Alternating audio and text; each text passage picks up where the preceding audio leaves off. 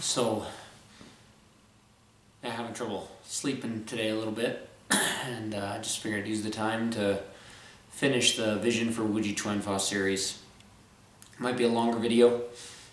Maybe I'll break it up into pieces. And been excited about a lot of the feedback I've received so far. I really appreciate you guys letting me know. You know, there's so many of you I don't get a chance to see maybe like in the past, but it's been cool to see comments and have some people email and yeah, so I hope that you've enjoyed the series. So we'd kind of gotten through a lot of it. You know, last we had discussed in kind of the part 4 some of Tom's history himself and his early years, and then like his years once he started training in the family system. And so I figured this one would kind of be the overlap of some of you know, his once he started officially teaching the family system after getting 5th step. You know, he gets 5th step in 75. Basic understanding. I don't come into the picture till 98. I know from talking to a lot of the people, or some of the people that had been around in the early times, and obviously Tom himself, about kind of what they did, that from 75 in through the 80s, I think in the late 80s, he did open a school at some point. It was a Kempo school in the 80s. My understanding, per him and per Aaron Hunt, it was a pretty successful school. He obviously mixed in family system principles to make his Kempo, the way he taught it, more powerful and more fluid, more effective to address maybe some scenarios that normally aren't addressed in Kempo the same way, and which I think is pretty evident in the way that you see our movements by comparison. And so, but mainly he's doing that on the side, teaching in garages, teaching in backyards, teaching wherever he could, other than that period of time where he had a school open, and then he closed it again. Basic challenge is you want to raise a family. To be completely honest, you have kind of two choices. It's difficult to have a school open and to teach.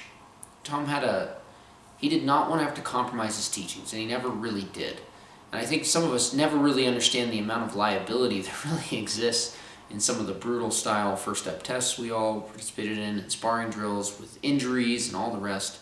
There's a ton of liability in that. And when you're trying to raise kids and you're trying to have a family, it makes sense at times. Like, it's like, I just need to have a job with insurance and the rest. And so on and off he, you know, was teach on the side, and very, very similar to the way that I've ended up wanting to do this. It's not that I wouldn't enjoy teaching all the time. It's just, number one, I don't want to ever have to badger students, and he hated having to badger students for money. Honestly, the first school that I went, to jump ahead a little bit, 1998, I go there, it closes in 01.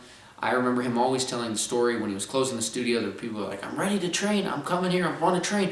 And you know, if all those people would have been there actively training, he probably wouldn't have needed to close it down.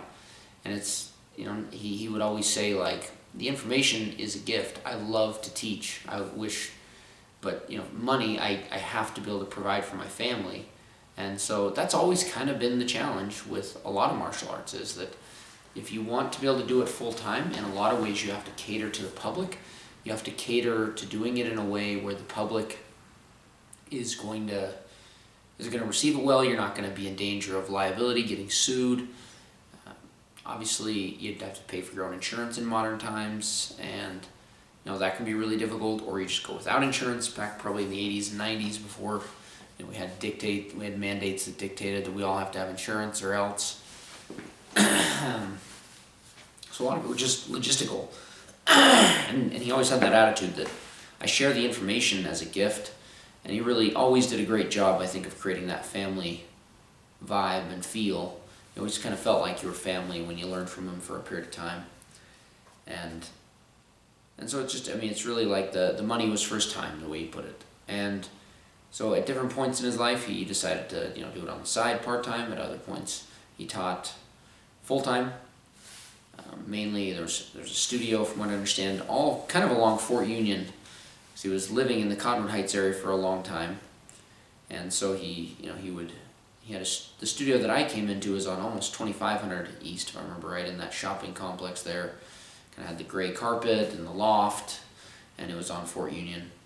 And it kind of moved further east, was my understanding. There was one open before that had like, I think some yellow mats and had a pole in the middle that everyone would run into.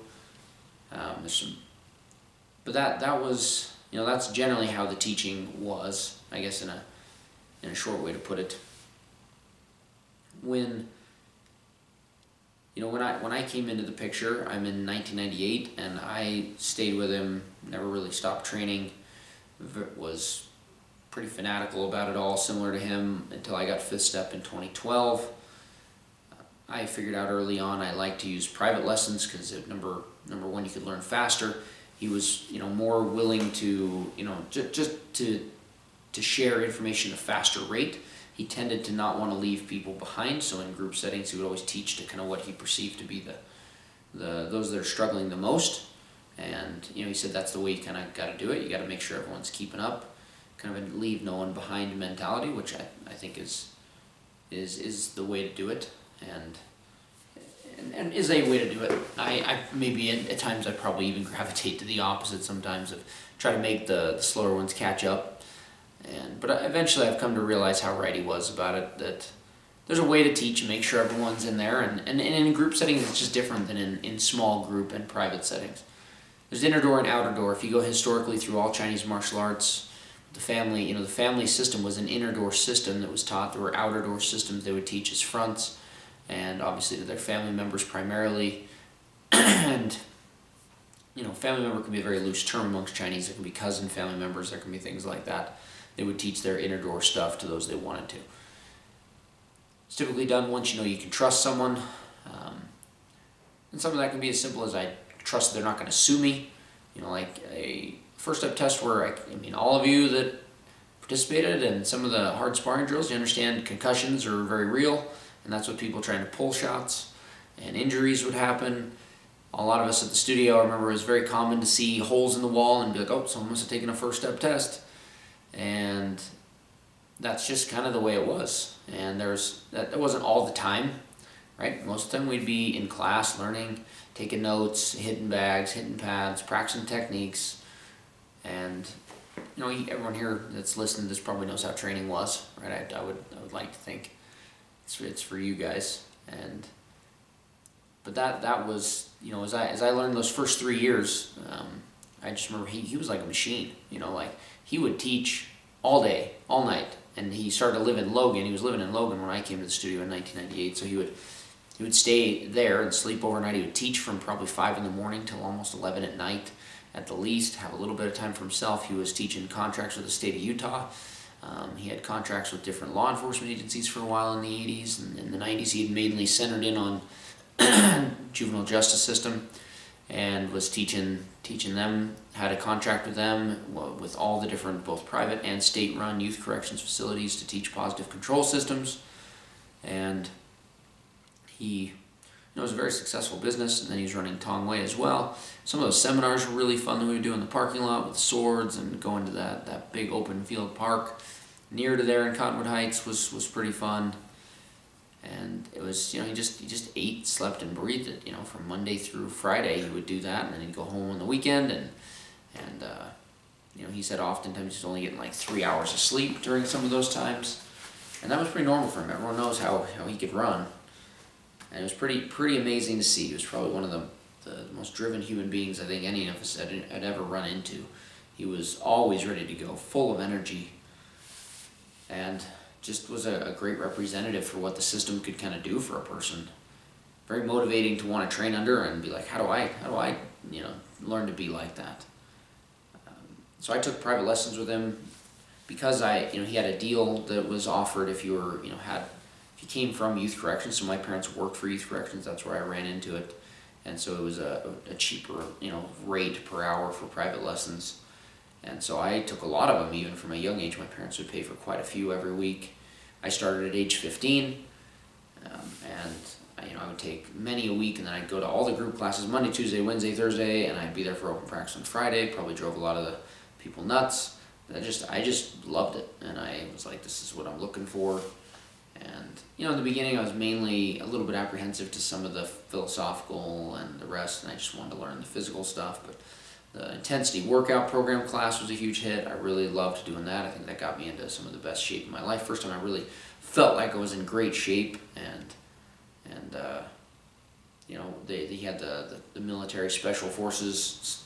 He said it was kind of a fitness program to get ready for selection. He had pulled from those calisthenics and said it was some of the stuff he learned in the Marines, and there was that one we did, and it was just a really growth-oriented environment. I think always there was the struggle to some degree with making it financially make enough sense that he could keep doing it. Sometimes people would be slow to pay dues. I'm not trying to blame anybody, but it was just he hated the business side of running a school. He really did, because he just never liked that side of things. And I don't blame him. I don't really like that side of things. A lot of us don't. It's just I don't want to there's such a friendship vibe and such a kind of a brotherhood and family vibe for the people we teach, that it's like I don't want to have to pressure people for money. What if they have hard times? He hated doing that, so he just wouldn't ask. He just didn't do it, and that, I think that's a testament to how much this wasn't just about money for him. It was his purpose, and he loved the impact he could make on people. I think, reasonably speaking, he brought so many people back from dark places with probably that otherwise would have struggled really badly with mental illness. I'm not saying everyone, but many over the years, just quietly, that who just, there's so many tools that teach you to beat that. The mentoring was just top notch. It was exactly what I needed, and a lot of others like me, and he became kind of a father figure or older brother figure for lots and lots of people. I mean, probably legitimately 1,000 people that he dramatically impacted over his years of teaching directly, working with at least. I'm trying to, not oversell anything. This is before the Facebook era where, you can have 10,000 friends, supposedly, but none of them that you deeply really impact or have a connection with.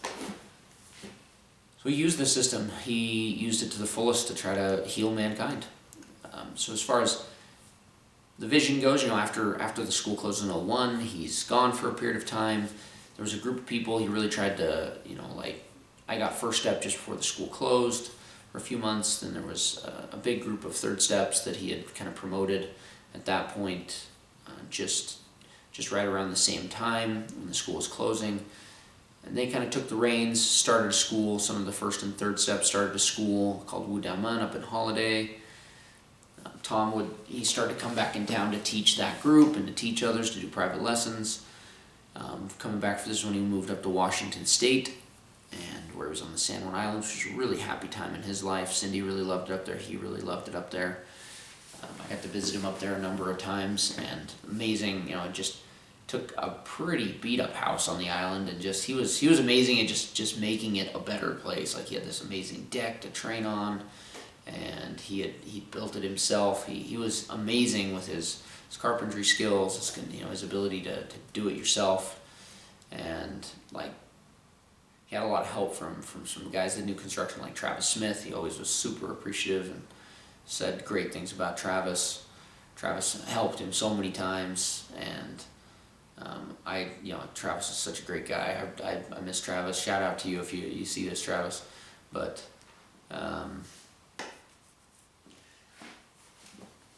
he lived up there for quite a while, a lot of years, probably until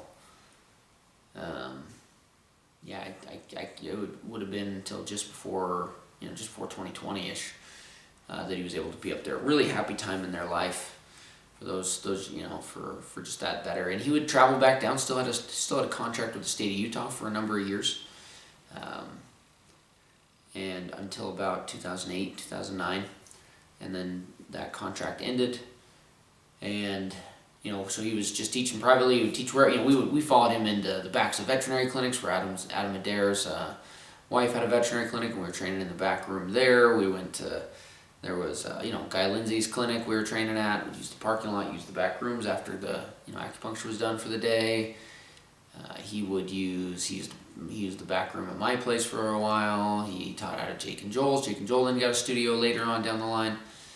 Before then, we opened up the Tongway martial arts studio there, and so it's on and off, he'd either have students that had opened up places and he'd train with them, teach, he would train them and teach his privates out of there, private students. Did a lot of seminars, rapid skill building seminars at the college, at the Larry H. Miller College on not Redwood, but just off I-15 and 90th South. These are all things a lot of you can remember. He would always tell a lot of really fond stories about a lot of you.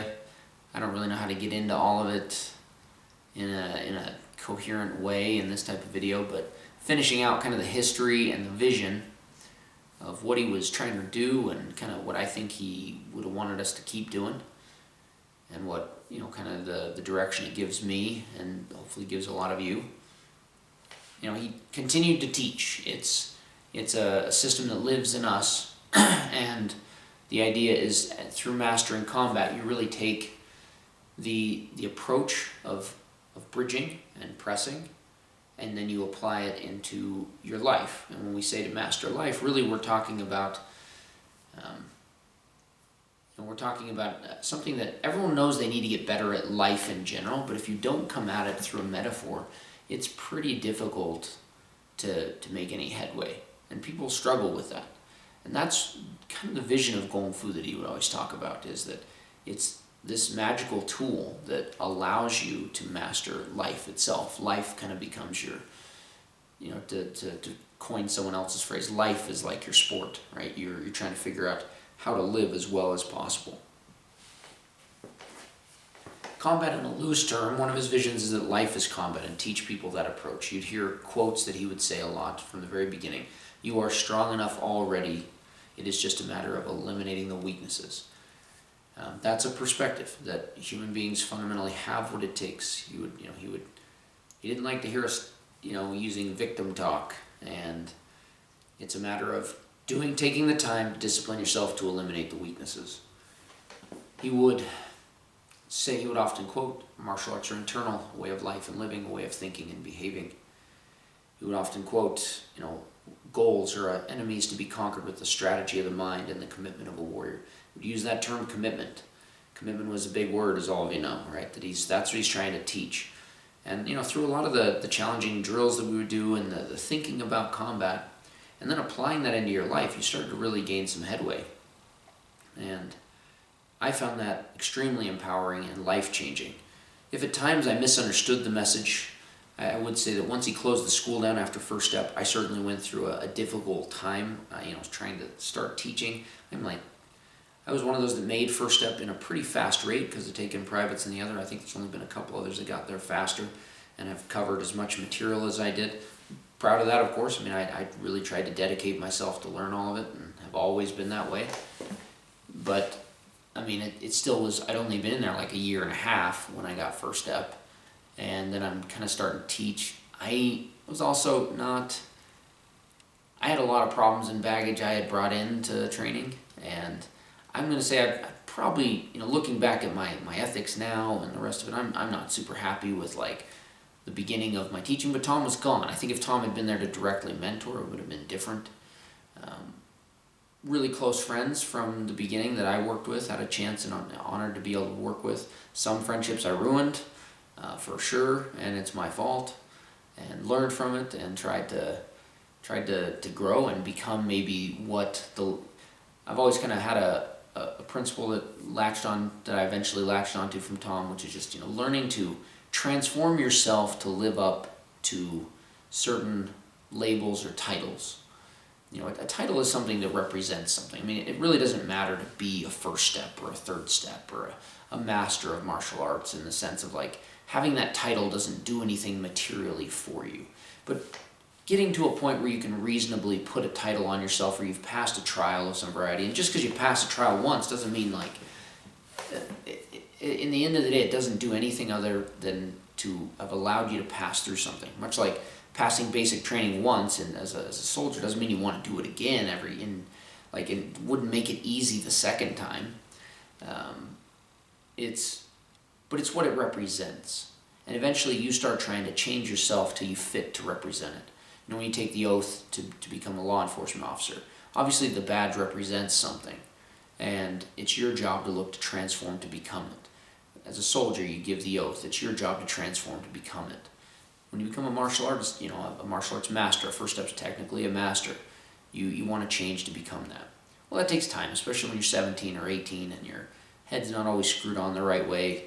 And so, certainly I made mistakes. Other instructors made mistakes. We definitely all struggled without having Tom's direct guidance, kind of inheriting the system. He had started to introduce a lot of the Tao I concepts as he had left in '01. And there was kind of a drifting period. When he came back in and started to really guide things, I think things locked down a lot more, got me back on track. I had to make some apologies, had to fix some mistakes, and I feel like I got my life on track pretty dang good after that. So over the entire time of training, it's been extremely positive. When I look at the direction I was headed, and that a lot of people kind of feel the same way when we've talked, the direction that they were heading before they ran into this martial art, and then the wonderful positive changes it kind of created in them, it's always been a net positive. And that's saying something. That's not always the way things like this are. And that's to his credit, And he cared about everyone. He would try to stay in touch with them. He would always ask me about the ones I was in touch with. He really did look at it like a big extended family. And what he really wanted. So that's basically the end of the history to some degree.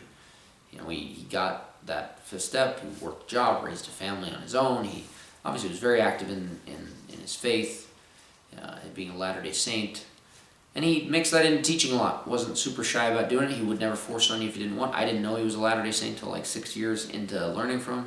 I was pretty anti-LDS at that time. Probably like a lot, the more that I got to talk to him about it, and I became pretty persuaded by the faith. That's a side tangent, but I, of course, obviously, eventually was fully persuaded by it and joined the church, and that was one of the best decisions I ever made. Led to my family, family I currently enjoy, and my wife, and all the different blessings I've had that way. But that's, he spent the rest of his life after he became a fifth step teaching and trying to heal mankind. So the vision is to try to heal mankind. And if I had to outline the vision a little bit, there was, it just is what it is. There's a sense of ethics that always guided that. A couple, there's different groups of warriorships. It is, when I say it is what it is, that was a weird way to segue into this. That was just me kind of stalling for time here while I'm trying to gather my thoughts. But there's an ethic that comes to mind out of what I call Warriorship Group 3, which was kind of the Invisible Dragon Society code of warriorship for those that have covered it. But it said, a duty to share with others the lifestyle you've learned, though in a way that, though they may not fully comprehend it at first, they don't reject it unless they desire to be healed. And then another concept called loyalty, loyal to all mankind. The only reason men and women of the earth are not free and are not practitioners of the art is because one of you have not touched their lives. The idea was to spread a way of life that works, that, there's that balance of being a warrior. You're not a victim, you're not an attacker, you're something else. There's kind of the suffering cycle amongst people, and he would, ultimately it was very philosophical. It's driven by the fact that people are stuck in this cycle of attacker and victim. They're victims to circumstance, they're not happy about it, and thus they kind of act out and attack. And that makes them feel bad, and that of course keeps the victim cycle going. And there's the victim and attacker are just stuck like two extremes, like yin and yang, of an evil cycle inside of people. And if you can break that, how do you break that? That's the real offense. When you get in a fight and you stop an attacker, in reality, that's kind of defense. That's, of all the ways that human beings can interact, to have to come to the point where you're fighting. He very much so believed in the Taoist ethic that you can read when you read the Tao Te Ching, where, when war is happening, it should be conducted like a funeral. And you can't be celebrating and doing a touchdown dance that you beat the enemy, because when it comes down to it, human beings flourish because we can cooperate, when we find mutually beneficial solutions to problems. And why is it that it gets to the point where we eventually have to fight? And that before you ever see any sort of tragedy, you see a criminal commit a crime, that person was someone's son, was someone's daughter at some point. Where did they go off the rails? And before you see some external tragedy, there's all these internal battles that are kind of pathetically fought and lost inside of a person. And maybe they don't have the tools to know how to fight it. Usually that's part of it. Maybe they weren't encouraged enough. Maybe they haven't seen enough examples. Whatever it is, that's the real tragedy. A quote that would often be said that guides some of the vision is that death is not a tragedy. It's what dies inside of a person while they're still alive that is the tragedy. To see the light burn out in someone's eyes when they're just existing. A lot of you would remember the quote when it said, to exist is not enough. You have to live and live to the fullest. A man's life should be driven by the belief that only a certain life is worth living. Define yours and act it out fully. This principle that we usually learn is the first thing about being a warrior, to live your life on purpose. That is such a simple phrase, but if you really think about it, that means going through everything and thinking about each thing and making sure I'm doing this deliberately in a way to where it's exactly the way that represents me as a person, and I wouldn't regret it, I wouldn't change it. It takes a lot of iterative work to get there. These things are the vision, to teach people to approach life as combat, and to realize when he would say that, in the loosest terms, combat is when we have an objective and there is active friction present. There are forces within us and forces, obviously without us, trying to actively stop us from accomplishing our objectives. And eventually it leads to where negotiation doesn't work in any way, and like we are in either mental combat or obviously at some point physical. We would all train, and that became the symbol for in life. In life you have these goals, there's things you want to do, there's things that you genuinely desire to accomplish, and there is always friction present. Friction from within, friction from without, and how you're able to bridge and press to achieve some of those things, to achieve the meaningful goals, a successful life, and to achieve a lot of the things that I just said, to define that certain life for you, not to just exist, but to live and live to the fullest. That's what he felt the answer was. That's what he'd been taught. That's what he believed. He believed it both religiously. He believed it also from his martial arts training. Kind of had the two big influences, I would say, that made a confluence together. We'd say Eastern plus, LDS theology. But he was very much read with the Bible. And the main philosophies from the West, if anyone studies it, obviously you have kind of the Greek and the Christian, Judeo-Christian come together to form kind of a lot of Western culture. And he was certainly immersed in that, very well understood that and could explain it. And then obviously the Eastern, which kind of combines Buddhism, Taoism, Hinduism, are these main, and obviously different interpretations there. The predominant Taoist approach that, and I think it was very misunderstood. It's pretty easy for Tao-I, as we learned it, to become magic. That's kind of the West, the way they look at it. But the Chinese have a kind of a hyper real way to look at some of the very subtle forces that drive life. And so for some of us in the West, we're like, well, when they're talking about qi and energy, we're expecting to feel this very intense thing that's different from normal life, when in a lot of ways qi is a way to theorize the energy flows that when they're in balance, you kind of just don't notice them. You're just able to move with ease, and disease is dis-ease. That flow has been broken up. It's maybe deficient, it's maybe imbalanced in some ways, and so but they have a kind of a hyper-real way to look at some of those forces that we honestly in the West just overlook. So Tao-I, if you find the characters in Mandarin, would be Tao Li, so you hear me refer to it a lot of times that way because I speak more Mandarin and it's more recognized. But the characters would be the character for Tao, which means way or path or track, kind of meaning it generally, loosely. I know that there's lots of books you can read that talk about what the way is, but a lot of those I honestly find are pretty touristy.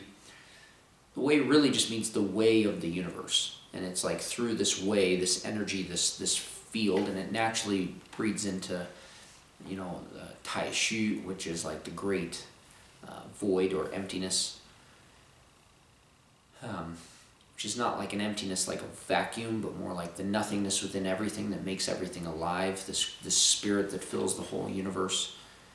That, and then Li means power. So in other words, it's the way with power, or the pragmatic way. Not wanting to get stuck just kind of theorizing about things, but what aspects of Taoism can you really put into practice and see, and any philosophy from there. That is one of our big spiritual predominant influences that comes in. There is a notion, I don't know where it comes from, but it had a lot to do with the vision of, some of you remember the Invisible Dragon Society, Wu Xin Zhe Long She Hui, which is on most of your certificates. There's some characters that say that. Wu Xin means without form. Zhe Long means of dragons. She Hui or Xie Hui, which means society or association. And so, I mean, Chinese like cool names like that. And that's a cool name. Some people will think it's corny, whatever, but that was kind of a vision of a spiritual fraternity, for lack of a better word. And there's no membership. There's never a shaking hands ceremony. It meant you were dedicated to a certain way of life to make the world a better place, to help to heal mankind. He would often reference the Qin Code, which was, roughly of, in the Qin dynasty, they made this group that would be the main kind of police and military, the Qin, and they basically said because the strong oppress the weak, and they do violence to them, and then eventually the weak who are harmed try to rise up and they become strong and defeat the others, but then they start to do the same violence, and the cycle continues on forever. It says, we propose that we will take upon ourselves the duty of the necessary fighting and killing. We think we can be trusted. That's in many ways that humble, like learning to fight against this cycle of suffering is what he had in mind to do behind the scenes. And there's never going to be there can't be an official membership or group. It's a way of life you're dedicated to, that trying to stop those cycles, much like the way the Qin Cha were saying, and obviously a lot of us, this is very metaphoric because we're not in positions where we have to go and fight and do all that. But when you live and you're in a place where you're strong and good, or that's how you kind of start to push back the darkness. Some quotes that kind of come to mind about it, where he said a martial artist spends their life pushing back the darkness. Martial artists can, and I'm paraphrasing this, I should probably have the notes in front of me, but I'm doing my best for you. A martial artist spends their life pushing back the darkness. They can channel they can deal with the chaos of life through the conduit of a powerful conduit, which is a grounded character. And so, it says in that same quote, talks about through this grounded character of being a person that has the combination of power and morality. And I will usually use kind of three pairs of words. Power being kind of the yin side, also strength, and also formidability. These all refer to things that you can and can't do. Power is about what you can and can't do. Morality is about all what you will and won't do. So the joint to power is its opposite is morality, what you will and won't do. Or you could say goodness, being good. That's a pretty subjective word, but I like simple words like that. And obviously then trustworthiness. So these kind of go together, and that's the vision, to create people that are like that. A lot of times people think that to be moral, they have to be kind of helpless, and that's not the thing. But also that to be powerful, they have to be immoral. That's not the thing either. You're both. You have power and morality. That's the vision, is to create people like that. And those that are dedicated to that way of life, to really making a positive impact on the world, that's what keeps you in the fraternity. When you're living that way, then you're a part of it. And there's no induction ceremony and there's no membership record. It is just that you are following that. And the universe is, so to speak, the ones that determines that membership. And there's probably all sorts of groups around the world that are a part of it and don't even realize it because it's just a vision. It's a notion that nobody fully owns. But it's a way of life that still we want to spread and want to see out there. And that's the vision as far as the future goes. Is we want to train people how to fight really well, but through their study of fighting, we want them to be able to win at life. And that's what he was always after. So to define that, in about 2004, all the way up until the end with him, we would talk on and off about how do we bridge the system. To kind of go through, Tom gets fifth step and way back in 75. He still works with Doc on and off all through when Doc passes away in the early 90s. The family is close to finishing what they call their study of all the styles they can find on the planet worth studying, supposedly in around 1998. he was able, with still some of his connections, to get some of that, and there, nothing really changed. The last few styles they studied didn't change anything. You gotta understand how picky the family was about, do we change our style at all based on these things? Otherwise they would have the most bloated curriculum in the entire universe, and it's already a pretty big curriculum.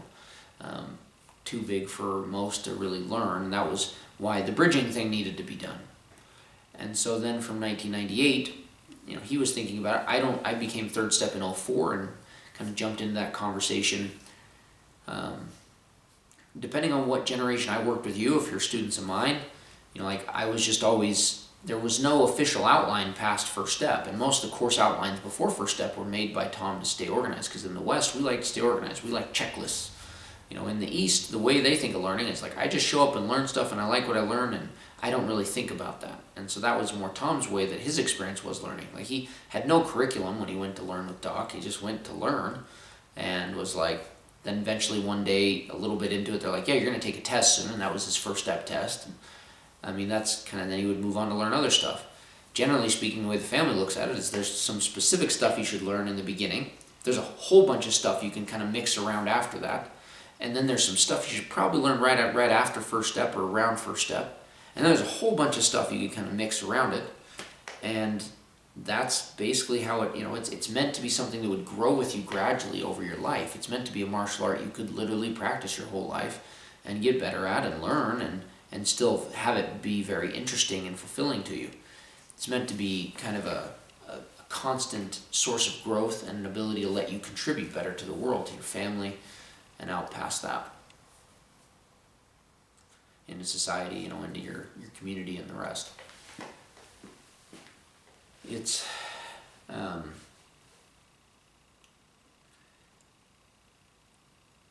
was I going with that? It's always better when I got students here to chat with that can keep me on track. But with that said, let's see, so that's kind of the vision, is that as we're learning these skills, and his way of learning versus our, so those outlines that we had up to first step, I would start to create outlines just out of the stuff I knew that I had covered between first and third that were makeshift, but the idea was, how are we eventually going to bridge this into a very cohesive curriculum? Keep in mind, the family had all the Chinese notes. Tom had to make notes on his own. He would often cross-reference those notes of what he learned with Doc to, Doc would say, well, what do you know that's like this? And he knew a lot of Japanese terms from having learned karate, having learned aikido, judo, having learned kempo, right? So he would use those terms that he was familiar with, but more the family's way of interpreting them for a long time. And so Tom definitely changed the way he described what he did a lot, even in the time I was around, in the 20 plus years that I was working directly with him, before for fifth step and after. There'd be the same thing when he would show it to you, but described differently, sometimes with new insights on it. He was always trying to innovate. But he still wanted to create kind of what he was going to call the neutral line of things. In other words, this is the way we're going to teach the techniques, and then he would encourage them to make variations, but for teaching's sake, we have to have a neutral line that we all kind of agree on. And so, he was looking to formalize that. We did a lot of talking about it. He had a lot of different models he tried that I really enjoyed being kind of a guinea pig on a lot of them as we discuss them. His personal approach to mastery, I thought, was a really good model for those that remember it. It had kind of the 5 areas of development. It was, I'd say, a pretty good representation of the goals of the system, in terms of, the way that it was set up. That most of it was actually non-combative. However, that doesn't make a great model for representing how much time we spend on what. We spend a lot of time on the combative side, because that becomes the metaphor that plugs into the other homework assignments, which are working on yourself. And so, there were different models that he wanted to move to later, and so some of those would be interesting to look at, but we were always working on that. And eventually he really liked, we worked together to get to the model that has really formalized for me, even, and I haven't had to change, and I think it's the trouble with the model is you don't want to crystallize and make this is the style, and then it crystallizes and dies. You hear him talk about that all the time. We don't want to over-crystallize it. It needs to be able to continually update and still keep kind of a malleable shape where we're using similar terms, but those terms themselves can upgrade as our knowledge upgrades, as times change, which I think he was ahead of his time understanding how much the information age was going to change things. And in the family certainly was. In the beginning when we started learning all this stuff, I would go get photocopies of everything. I would have to get photocopies of his notes, go to Kinko's, because you just couldn't find it. And as the internet got better and better, you could find a lot of these things directly, and a lot easier than freaking having to go to Kinko, obviously, to get photocopies. But for a lot of us, we had to scribe all the things down, write our own notes. I wrote lots and lots of notes. Probably 1,000+ pages of notes. That obviously, a lot of work. A lot of that's more available to you than it was to me. The good news is it's kind of already typed up and you can see it. The bad news is it's already typed up. I had to both write it by hand, I had to type it multiple times, retype it sometimes. So that puts it into my brain, having scribed it, a lot better than if you just read it once or twice. So it's a good thing and a bad thing. But, that's the stage we're at to grow. So the vision becomes, we have this powerful thing that is very good for people. It helps them build lives worth defending and be really good at defending it. That's kind of the vision. And we eventually landed on the model that I use now, right? We call it Wu Ji Quan Fa, which has the character 5. Ji is tried different ways of interpreting that, especially once I could speak fluent Chinese. I became fluent in Chinese in about 2014. And I was a linguist with the military for it, and so it helped me to really understand a lot of the things with the system better, I felt, especially a lot of his notes where he'd have characters and Japanese characters. You gotta remember, Japanese characters are the same. Sorry, I gotta get my light to turn back on. There it goes. Japanese characters are the same and have the same meaning as they do in Chinese, just a different pronunciation, almost all the way across the board. There are little sound markers they call kanji that they add to it, but they're actual original characters that look like Chinese writing and have the same character, have the same meanings. And so sometimes the words he had chosen there, or the doc had him do, made it really clear what the concept was, and I could find the Chinese equivalent. Because Chinese writing is the same going back to 2,500 years almost. Their pronunciations are very different. That's what sometimes people miss, and I missed certainly for a long time, is that Chinese writing is the base of their language, and then the verbal is an extension of the writing. Whereas in the West, we really have a verbal base that then we made a written form of. It was verbal first and then written later, versus this one was written. The written has been durable, and the other, and the pronunciations have been different over the years. It can be vastly different. Between Cantonese even and Chinese, which sometimes he was using Cantonese terms, and sometimes he's using Mandarin terms, and so it's. And then of course you have a lot of the terms that he wrote in Chinese. He's writing the romanization of it, meaning like Zurun, written T-Z-U-J-E-N, I think he wrote a lot of the time, and just knowing that you say it Zurun, because J's are usually R's in Wade. That was Wade Giles' romanization. So some of the confusion in terms, if some of you felt like it all changed and changed a lot and this or that, or like why did Kyle just change the whole thing? It was trying to get more accurate with Tom, working with him to get to where we're portraying things the way it really should be. Having Chinese language ability helped to bridge it down a little bit. And so it's, when I say bridge it, not to trim it, just to get it to be more accurate. Wanted it to be something that was easy to communicate to the public, easy to communicate with each other. But like I said, so we're looking for what I'm going to call a macro structure. We had all this material. You got these cool techniques here, cool power concepts here. You got mindset stuff that's like nothing else that you see anywhere else.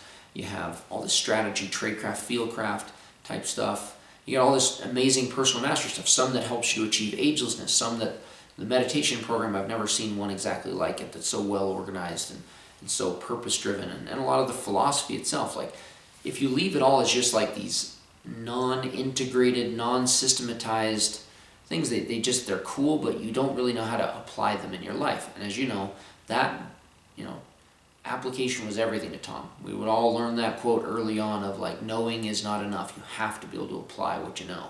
And so having kind of the disjointed structure to the material always drove him nuts, because he's like, I want this put together in a way to where my students can get the most use out of it in their own life. And whether they're training actively with me or not, And that's what I wanted too for myself and for all of the students that I work with. I want this to be something you can come in, you can train for a while, upgrade, and then you can get to a stopping point and you can go back and have a balanced life and come in and out and have it upgrade your life and have you out there, so to speak, kind of doing the work of making the world a better place. And that's really the vision, is to, Tom would always say, what did he think he was going to achieve? And he's like, I think that I want to train, I feel like I'm training a lot of people who will be leaders in the future in making this world kind of a better place and making it in being warriors in the future. That was the vision, right? And that's, as simple as that is, that's what he wanted for everyone. And that's where we're going to go with it, is going to try to train people who are, moral, but also powerful. And you have to have that combination to go and make the world a better place. People who have the power, yes, to take advantage, but don't go take advantage. You always like the attribute of meekness. Meekness isn't weakness. It's someone who doesn't take advantage just because they can. They do it only when it's morally correct, when it's necessary, when it's appropriate. That's both legal, obviously, and moral. And they're people that make society better. Society's built on people like that. And so that's our job. And that doesn't come naturally. He always liked to quote the beginning of the Sanzi Jing, which is an old, it's actually Confucian. It would be taught to kids at a young age. But I can always quote the beginning of it, and even in Chinese, and then explain the meaning. But it would say, Ren zhi chu, xing ben shan, xing xiang jin, xi xiang yuan, go bu jiao, xing nai qian. Which means, Ren zhi chu means people at the very beginning. Xing ben shan, that means their natures are fundamentally good. Xing xiang jin, their natures are fundamentally similar. Xi xiang yuan, so their practices become very different. Go bu jiao, if enough is not taught, xing nai qian, their natures will twist and warp.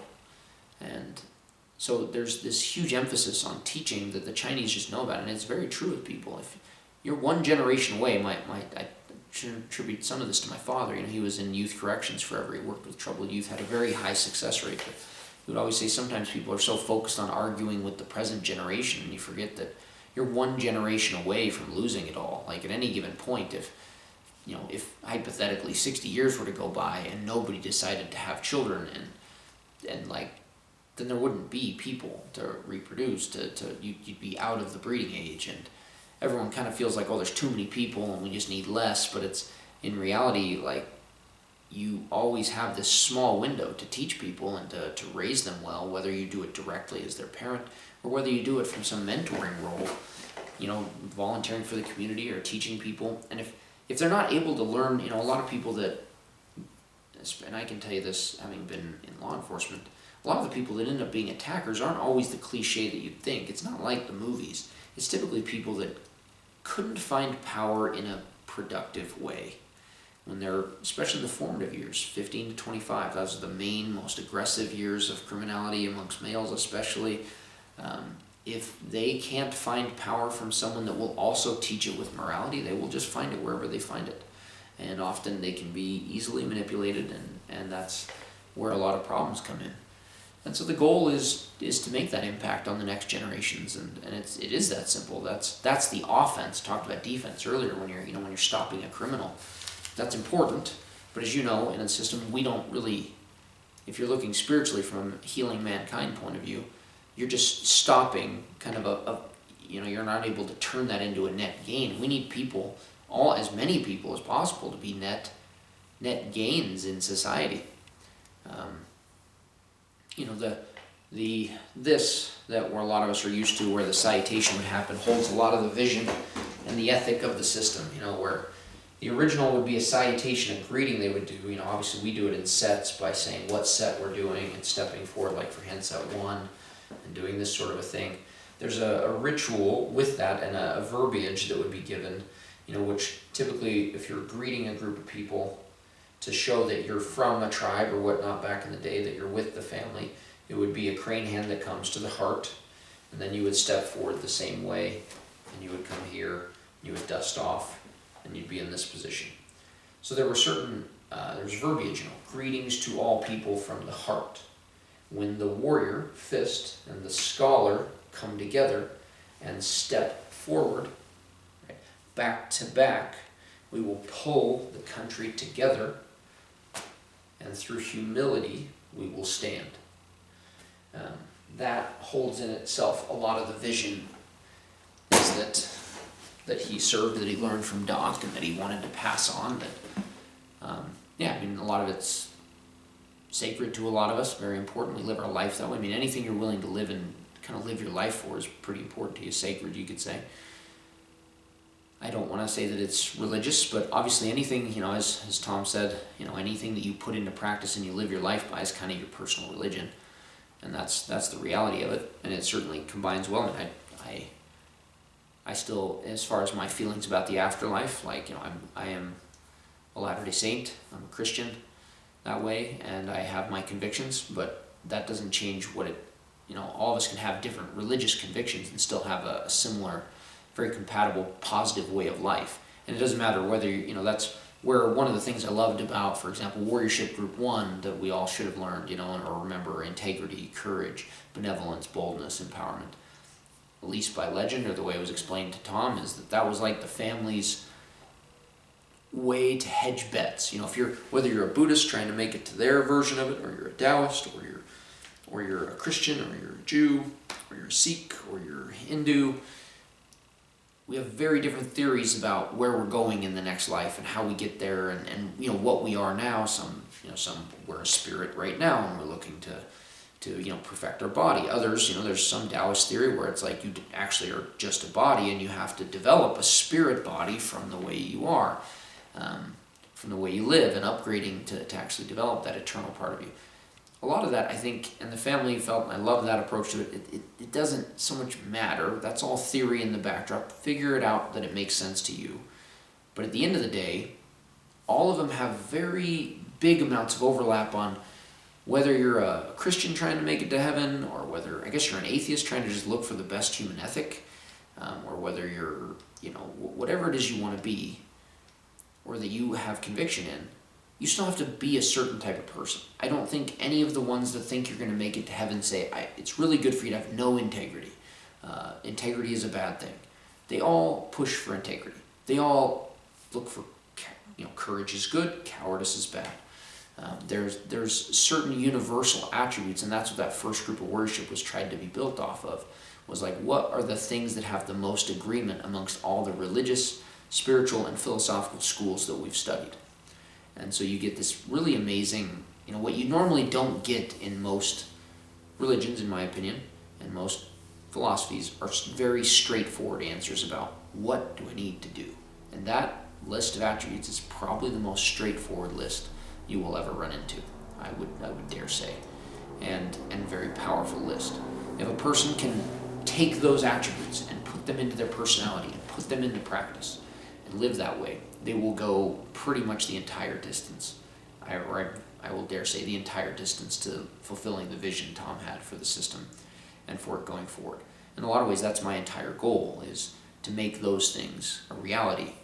And as we bridged down, eventually, to give you a feel for the structure of the system, I'm like, all right, Wu Ji Quan Fa, 5 foundation martial method. We went through saying 5 extreme martial method, which was actually probably more accurate to what Ji is. Wu Ji. Ji is like an extreme, it's a pole, but probably a better, going more to the meaning equivalent in English, is foundations. And that's kind of where I landed. All origin martial method and a 5 foundations martial method approach, both kind of that dual meaning, is a very good way to understand the system. All origin refers to very much the tradition. And if you understand the all origin tradition of, we take the best methods that are available and we're always looking. We're interested in mainly developing 3 big goals. We want to be as good at combat as we possibly can. And real combat, not like gentleman's agreement, not like for show. Like if you're ever forced into combat, you're pushed into that kind of situation that you can't avoid. You know the 3 rules for self-defense. You avoid it if you can. You defuse it if you need to. If you must engage, you do not lose. Dominate, right? Engage, neutralize, dominate. This vision there, right? Second is agelessness. Everything there is to do with how to... Doesn't do you much good to learn how to fight really well if age is just going to make you incapable of doing it when you're through a large percentage of your life. Obviously, there's different degrees of success with this, and just because you're struggling with age doesn't mean you can't apply a lot of the things. He, as much as he fought it, he definitely slowed down. He was frustrated about that. He didn't train near as much as he wanted to his last 5 years. I remember him talking about that. But he was a hard worker trying to get back to it. Literally a week before he passed away, suddenly and unexpectedly, he'd had a stroke, like some of you know, like a few years before that, unexpectedly as well. That's a whole different conversation that probably would get me in trouble on the internet to have, so I'm not going to really have it. Some of the feeling I have of what caused that. Just considering that I was with him when he was passing a kidney stone in 2019, and we went to the hospital, and once they figured out it was a kidney stone that was passing, they did a bunch of tests before that, and they were like, he's hadn't seen a doctor in 50 years, and this guy's got the heart of a 20-year-old. They remember saying, they said, what have you been doing? And then he goes from that to having an entire obstruction to leaving 35% left in his carotid artery when he's they did tests all day and night at a very nice hospital here in Utah, and I don't think that they missed anything in those. And then suddenly, within 2 years later, without any major lifestyle change, he's in a completely different situation. But he never quit. He was told there, hey, you got about 2 months to try to get your, he just couldn't talk. When he had the stroke, it's he was still aware. It definitely affected certain things, but it's his brain wouldn't talk. And so I would be on the phone with him a lot during those months, and we would be talking, and he was remembering all of his, so to speak, vocab, his martial arts vocab. He's what's it called this? He's I remember how to describe it. What's this called? And he was working his tail off. He took back almost all of it, to the point where people just really wouldn't have known. He was always super mad about, when he would do bagua on, the transition from position 4 to 5, he would lose his balance slightly with his left foot. I couldn't really see it, but he said he could feel it, and it drove him nuts after that. He certainly would have seemed like he had aged. It wasn't like he looked like he was 20, and it wasn't like he moved exactly like he did when he was 20 anymore. I would say he still moved pretty much like he did when he was 20, all the way through his 60s, through a lot of his 70s. But his last 5 years, you could tell he was a little... Now, was he still super dangerous at that age? Yeah, I think he was still absolutely... And he would surprise you, and could still kick, and could still hit, and, had plenty of power. But it had affected him, for sure. So it's not like he wants any of you, or me, or any of us to quit because we're dealing with certain things with age. I, for the most part, feel like I can do what I did when I was in my 20s, and I'm in my early 40s. That's not a giant accomplishment. A lot of people do that. But there are certain things that are more difficult, and I keep working on it, and you're that's the vision. You have to keep working on that thing, and to, you keep moving. There's a 6-pillar method is kind of what I ended up bridging to that he really liked. With his guidance, certainly, I would always, I always looked at it all right, this is a thing that seems to make sense to me. I'd present it to Tom, we would talk often. And so a lot of the things that I'm doing, I really feel like Tom got a chance to review and really approved of it as a great way to go about bridging the system. And when I shared a lot of that with him, especially before the stroke, we had a lot of discussions when the school was open, and I was kind of heading that up, and with everyone else that was there, we would talk a lot there, and got through the structure, why I saw it that way. My labeling system had to change. I wanted to what the labels meant. If I was to describe them to you, it's probably been the same since 2015, but I would use different titles. The actual structure was the same, but just trying to find the best labeling, especially coming into English. Some of the challenges, we had such niche language that if an outsider would never be able to understand what we were talking about, and that's a big problem if you want to share it with people outside of your own group. So it eventually landed the way it is now, which I'll spend some time explaining. But we worked extensively on it. Coming back to what I was saying, Tom worked on agelessness. There's kind of these 3 big things we wanted to achieve. 1, we want people to fight well. 2, we want them to achieve as much agelessness as possible, which is to be fighting capable all the way as long as humanly possible, right? Till they die, basically till you go. And not to have to be forced into the indignity of not being able to care for oneself, which I understand sometimes happens, but just because it happens doesn't mean that we should give in to it. That was his thinking, and I'm gonna he fought to the very end. he was doing 80 push-ups in a row a week before he passed, right? Like he had, he said, well, he kind of, after he had the stroke, they got him on these kind of this silly like weightlifting with light dumbbells program. But he's like, and I remember asking, I was like, why are you doing that? And then he said, well, I can't remember some of our programs. Stroke had affected that, right? I reminded it to him. And suddenly when he reminded it, he started doing it, and he, much like that Bruce Lee type work ethic that Tom definitely had too, he worked his tail off at it, and he was suddenly getting back to his push-ups were getting to an amazing level, it's a full body program. Those of you know the comprehensive bodyweight program, that's when I bridged out of kind of putting together 3 programs I learned from Tom that kind of fits into a really busy lifestyle, which I think a lot of us have, to where like a traditional hour-long intensity workout just isn't in the cards. And so it puts together bone and sinew and some of 5 Tibetans and some of intensity program, and it puts in some of the military calisthenics ones. So I'd learned so many exercises from Tom. Once I remind him of those, he's doing that, like he's fighting his way back like crazy. Like he so I helped him in that time, and I felt, a lot of masters would have been like, they wouldn't want to seem like that. Tom was just, that's what I loved about him. Like, he just didn't let his ego run his life. Did he have an ego? Sure, everybody's got an ego, but it's a question of whether you're in charge or the ego's in charge. And he could keep his ego in check enough to, he was like, this is where I'm at. I'm vulnerable in this way, right? Like, this thing happened to me. It's, having a stroke was as embarrassing as it could be, right? Like, it's like he never had health problems, and when he did, but he did what he taught us to do. He didn't act like a victim. He didn't shut down. He showed us a great vision by the way he faced the end. A great vision of what he wants all of us to do, which is, you would say that, the idea of ageist is to really live all the way until you die, right? Like, not to still just be existing. It comes back to that vision we talked about earlier. And the third thing is essentially internal. It's to achieve, it's more the spiritual and personal development side of things, the internal mastery.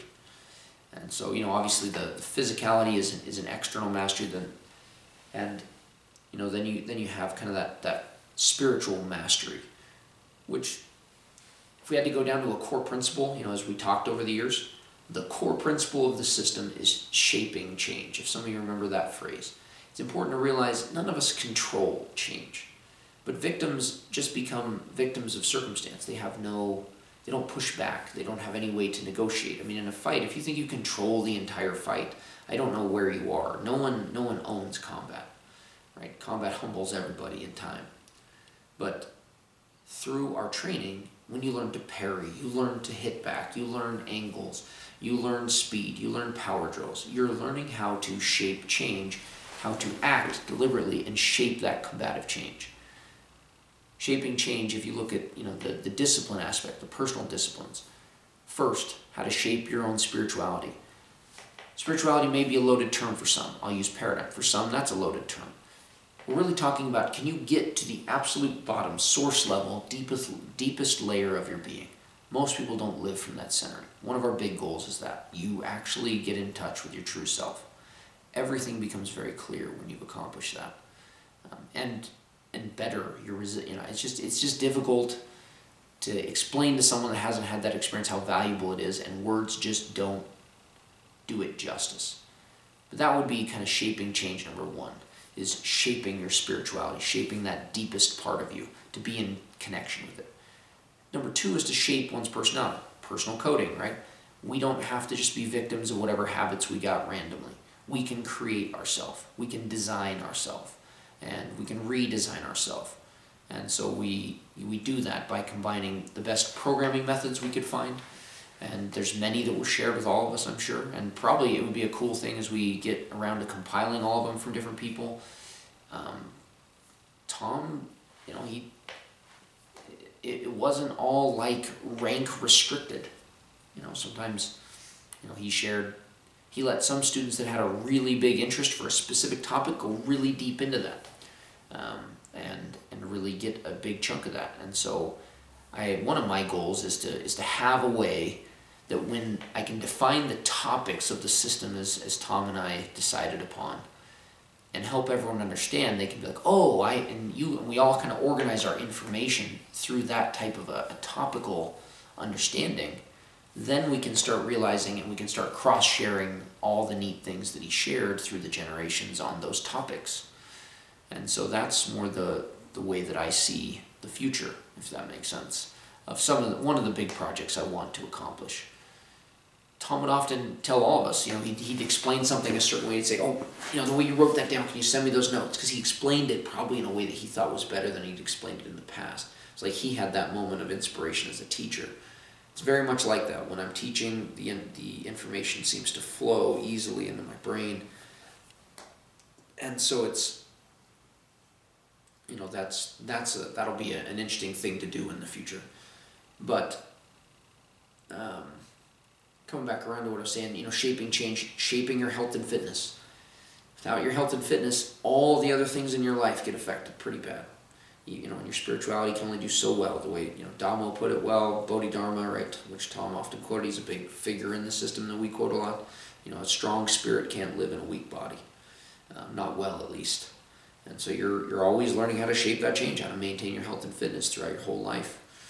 And then last is how to shape your circumstances and your relationships, and to achieve that happy state. If you think of the family symbol of balance, of balanced growth, with the 5 directions of growth and the circle,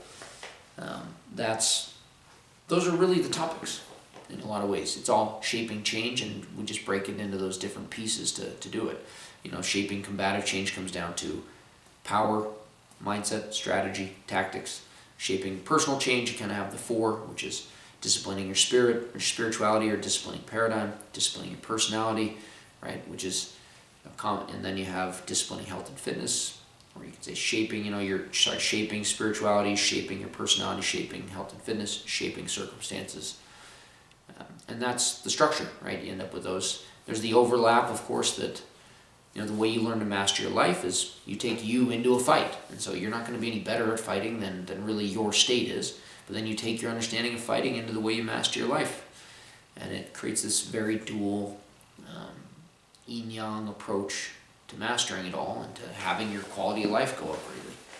That's a long video to describe it. I'll probably do more to get more specific on the structure of the system. But in short, we succeeded in bridging the system our way, the way we wanted to. We have a flexible but durable structure of how to describe what Tom was really working on. It's not a rote thing that needs to be memorized by everyone, but more a very structured set of principles that are very flexible and adaptable, and that are applied in certain scenarios. I mean, do we have a list? Do we have lists of techniques? Absolutely, for fighting. Do we have lists of programming techniques? Absolutely. But it's important that you understand the topics, because at the end of the day, that information means nothing more than helping you to build certain life practices and certain combative habits when you're practicing there, martial arts itself is kind of a magical thing for health and fitness and agelessness. There's something about the dynamic movements of martial arts sets and hitting bags and pads and doing sparring and techniques with other people. It is a dynamic thing. It's a type of movement that just creates a certain magical effect that holds agelessness quite well if you practice consistently. To end it, Tom, it's about living the warrior's path. He would have had me memorize and quote many times I think it's in the stillness notes for those of you that have it, and some of the, but it would, it'd say, if you keep your practice steady, morning, night, summer, winter, there's nothing that can harm you and there's nothing you can't accomplish. And it's much like that, to try to create those steady practices that he had through most of his life, that he grew through most of his life. From the time he was young and from the time he was working with the family, that's what they really refined him. They taught him, got him to where he's like, oh, these are life warrior practices. But those practices exist outside the family. They just did a really good job compiling it and organizing it and upgraded, gave Tom 2,000 years worth of upgraded understanding, which, that's a very understated way to state the significance of what he got from them.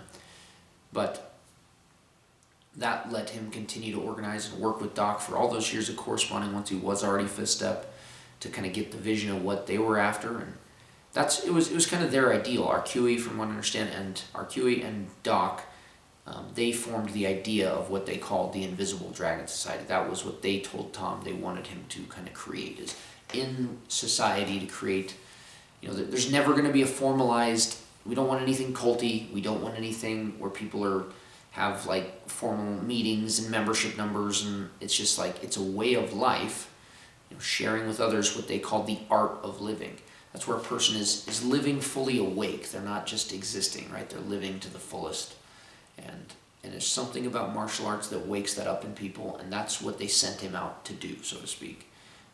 And he lived like that. He very much, when he was dedicated to martial arts, he lived kind of his own martial arts monk experience, and then went out to share that with people through the rest of his life.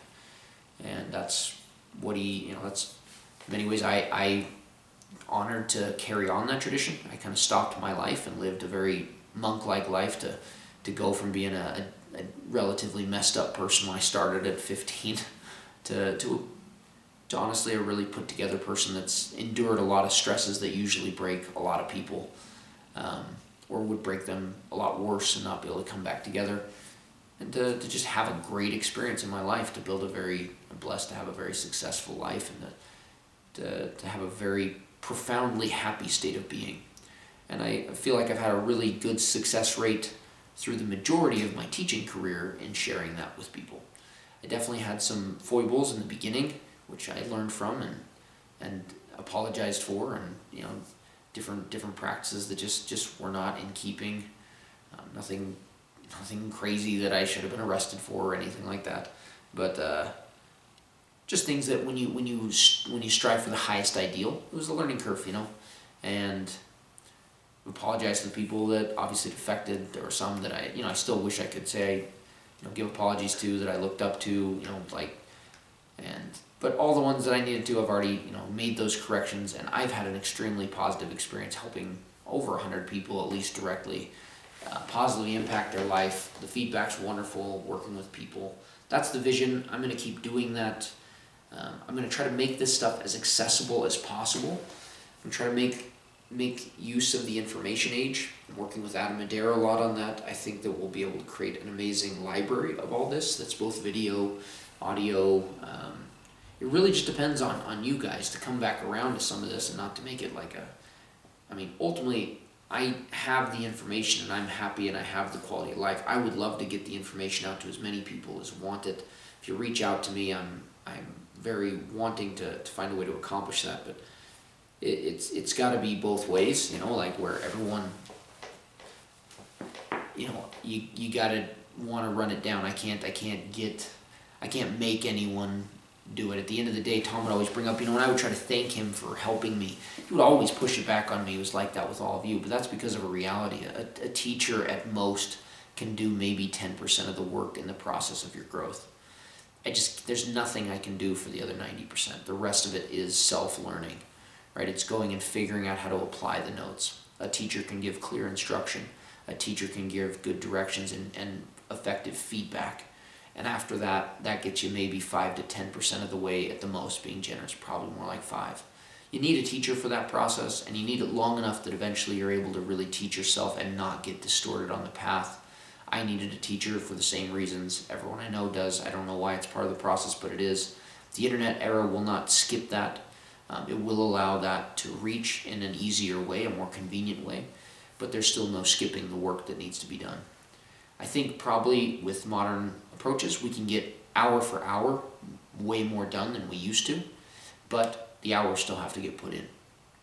And so my goal is to make this as accessible as possible, as organized as possible, so those of you that are instructors can teach, and we can have a very transferable experience where you still get to do it your own way, but we're talking about the same things. We've all kind of had the frustration at times of just seeing like everyone sees it and describes it so vastly different. It's almost like it's not transferable between instructors sometimes. And what we don't want to lose is to just crystallize it and stylize it, but at the same time, it's like it should be a transferable thing to where when you go between instructors, the fundamentals haven't completely changed in the descriptions.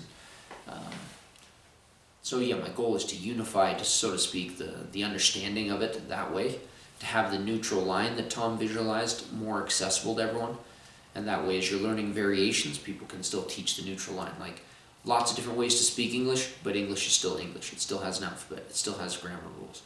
And it's much like that. It just needs that kind of macro structure that we stay together with, that we then kind of creatively explore off of. And don't ever want to lose the tradition of creatively exploring. But you have to have something you can come back to then creatively explore again.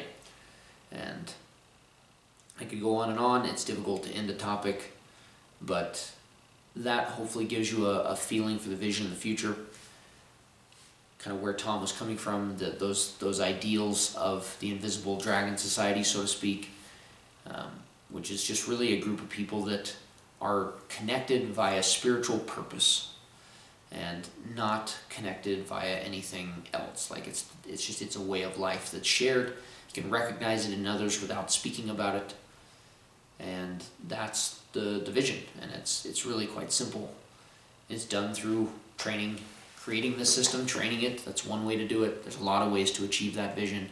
That's what he really cared about the most,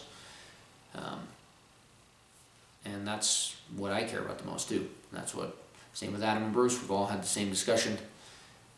That's what we really want to see going forward for everybody, and we want to make it accessible and work with everyone and get training to anyone that wants more training, and find a way to get information to those of you that are already trained so you can maintain what you learned.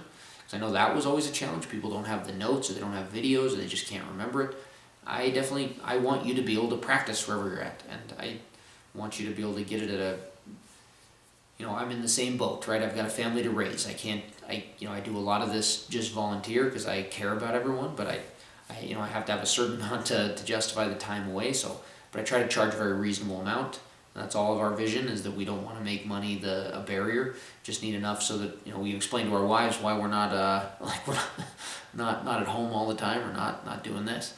And so it's really that simple, right? And they have a right to want to know that. And same with you guys. But I want all of you to be able to practice and to maintain the things you learned from Tom, or from me, or from whatever instructor you learned from. Want to see the system really thrive, and everyone to be able to go out, so to speak, and make the impact they're needing to make in the world. To end kind of cheesy, I think we all have a lane that is ours to cover. We have a difference that is ours to make, that even if there were more qualified people to make that difference, you're the only one that will encounter those circumstances, and it's yours to make. That's how karma works. And so I hope all of you are already still dedicated to that ideal of doing it, and I'm just preaching to the choir. If not, I hope you get back to it, and because the world always needs people to be doing everything they can to make it better. And when all that kind of bad needs to thrive is for good people to get lazy, which happens, or for good people to do nothing, if you're following the more accurate phrase.